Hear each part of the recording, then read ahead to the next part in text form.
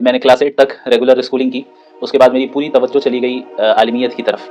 حفظ بھی میں نے گھر میں مکمل کیا اور پھر عالمیت کی ابتدائی تعلیم بھی گھر میں حاصل کی اور پھر میٹرک وغیرہ میں نے اوپن اسکولنگ کے ذریعے دی اور میں دارالعلوم ندوۃ العلماء چلا گیا.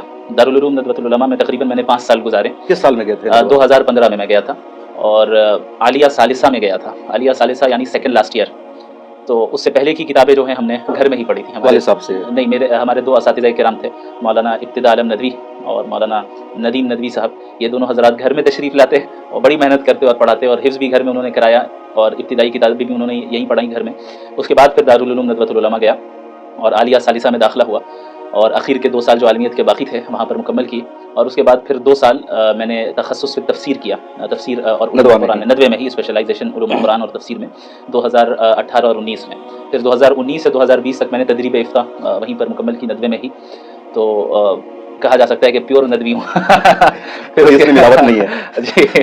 اس کے بعد جو ہے 2020 کے بعد میں نے جو ہے 2 سالہ مغربی تہذیب کے رد پر کورس کیا. حضرت مولانا مفتی یاسر ندیم الواجدی رحمۃ برکاتہ العالیہ کے پاس آن لائن تحافظ الملاحدہ کا کورس شروع کیا تھا. 2 سال میں نے وہاں پہ کیا.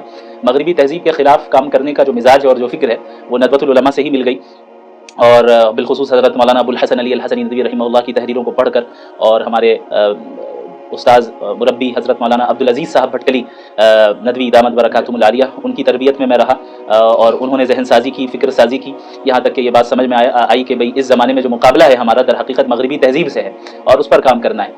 حضرت مفتی یاسر صاحب نے جو ہے اس فکر کو عملی جامہ پہنایا اور رخ دیا کہ کیسے کام کرنا ہے اور اسی دوران پھر ہم نے جو ہے اپنے ادارے بھی قائم کیے, آن لائن بھی آف لائن بھی الحمدللہ. اور ابھی اس وقت میں انٹرنیشنل اسلامک یونیورسٹی ملیشیا میں PhD کر رہا ہوں.